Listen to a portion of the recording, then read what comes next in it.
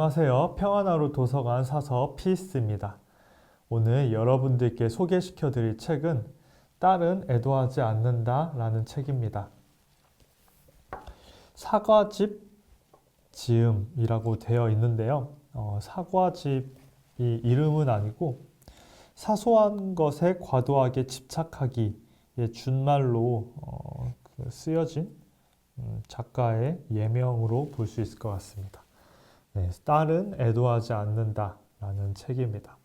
이 딸은 아버지의 죽음을 마주하면서 아버지의 죽음을 받아들이고 또 여러 가지 정리를 하고 여러 과정들을 겪는 과정에서 어떻게 그 죽음이라는 것을 생각하고 추스리는지 그 모든 과정들이 담긴 책이 이 딸은 애도하지 않는다 라는 책입니다.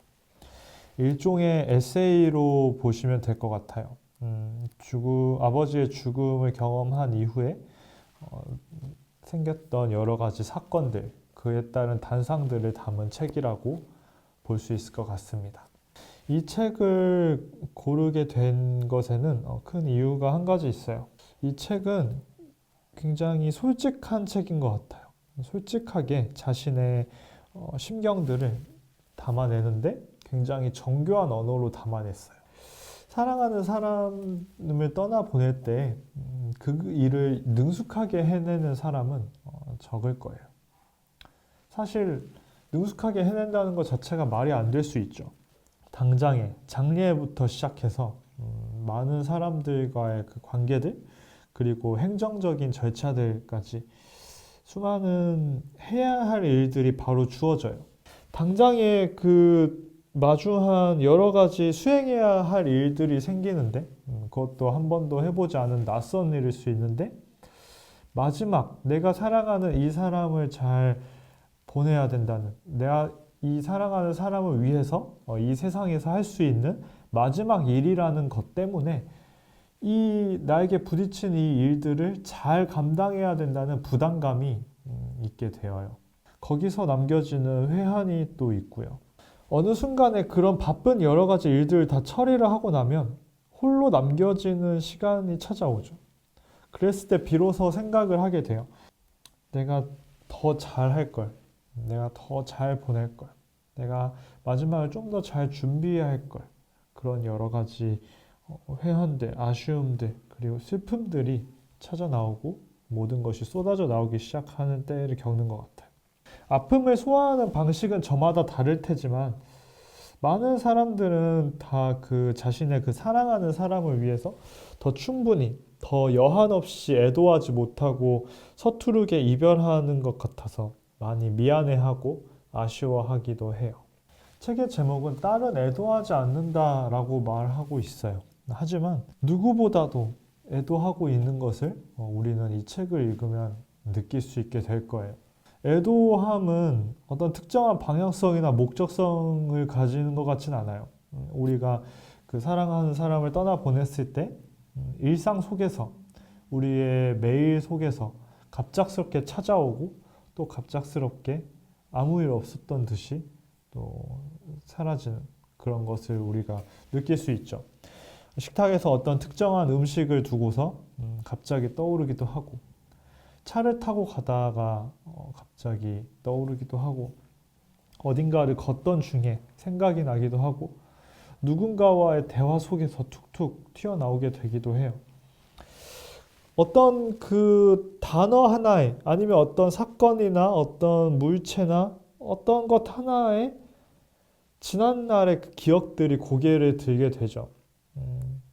때로는 그런 일들이 있을 때 막 날이 서기도 하고 또 한편으로는 무너져 내리는 심정 속에 처하기도 해요. 그러다가도 내 자신을 스스로 돌아보게 되기도 하고 새로운 다짐 비슷한 것을 찾아가기도 하는 것 같아요. 어쩌면 그런 모든 그 흘러감의 과정, 그 모든 순간들을 받아들이고 살아내는 것이 애도함이 아닐까. 어쩌면 그 모든 흘러감을 받아들이는 중이다 라고 할 수 있지 않을까 싶습니다. 책의 55페이지의 한 구절을 여러분들께 소개해드리고 싶어요. 그렇게 마지막 산초 장아찌의 뚜껑을 연다. 된장을 푼 뚝배기에 장아찌 반 국자를 퍼 팔팔 끓는 물에 휘두른다. 검게 간장을 머금은 산초들이 돼지고기와 보글보글 끓으면 짭짤한 증기가 코 속으로 스민다. 한 숟갈 떠서 간을 본다. 아직 아빠가 해준 것과는 맛이 다르지만 이 장아찌 한 통을 다 쓰기 전까지는 아빠의 맛을 찾을 수 있겠지. 이렇게 조금씩 아빠를 기억하기로 한다. 사랑하는 가족을 잃은 슬픔을 어떤 말과 글로 표현하는 일은 참 쉽지 않은 것 같아요.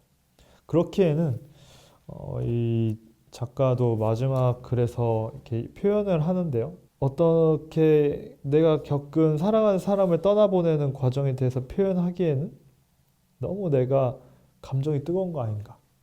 내가 너무 정리가 되지 않지 않았나. 나의 애도가 너무 온도가 높지 않았나 싶을 수가 있을 것 같아요. 정제된 문장으로 어떤 좋은 표현으로 나의 당장의 감정을 써내려가는 게 쉽지 않은 일일 수 있죠.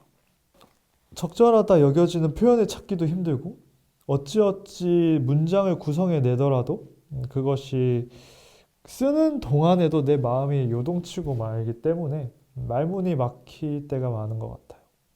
그래서 사랑하는 사람을 잃어버리게 된 경험을 한 사람들은 좀 고독할 수밖에 없는 것 같아요.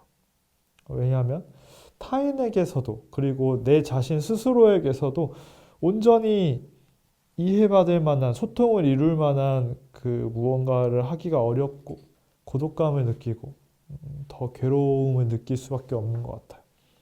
그렇기 때문에 이런 그 유사한 경험을 하게 된 나눔들은 큰 위로가 되는 것 같아요.